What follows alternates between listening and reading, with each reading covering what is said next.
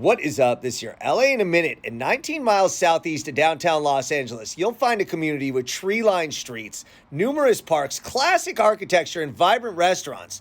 Most importantly, there's a soulful vibe that embraces LA's culture and diversity at every turn.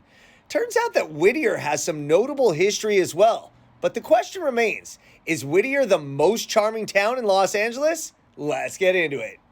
First of all, let's talk about that charm. This is a town with art galleries, flea markets, night markets, some breathtaking parks, including Turnbull Canyon, and a really close relationship with its history, including the Bailey House, commemorating Whittier's first settlers.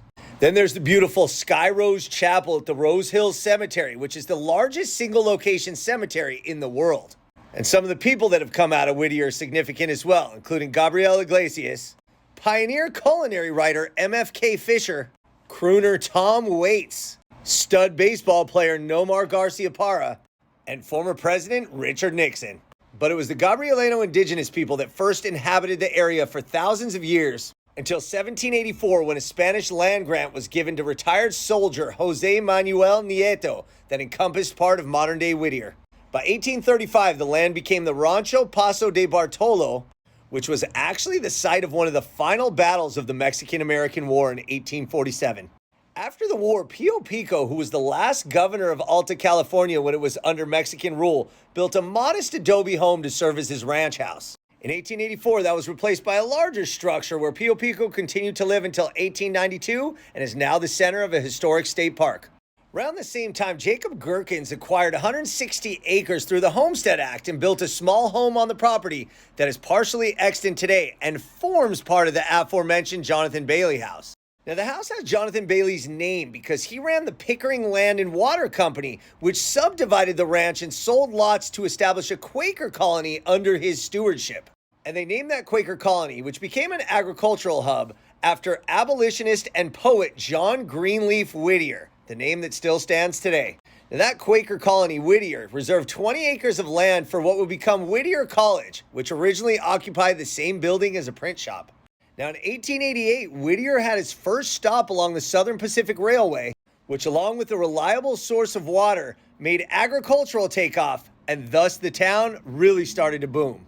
Growing primarily citrus and walnuts, Whittier was at the heart of California's agricultural revolution. After World War II, Whittier became a freight and transportation hub and began to grow again, but still retained its small-town charm. Between 1940 and 1960, Whittier's population doubled, and by 1970, the population doubled again, helped by annexations of unincorporated areas. The growth was spurred in part by an influx of returning soldiers, new families moving into California, and rising birth rates. But despite the growth, Whittier always focused on community and charm, and it was also one of the most diverse communities in Los Angeles. Whittier continued to be able to develop towards the future while keeping its past close to its heart.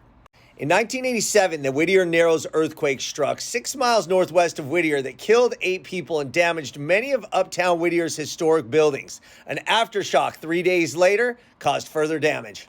But Whittier, as it always does, rebounded and maintained its history. And new businesses and restaurants continue to pop up.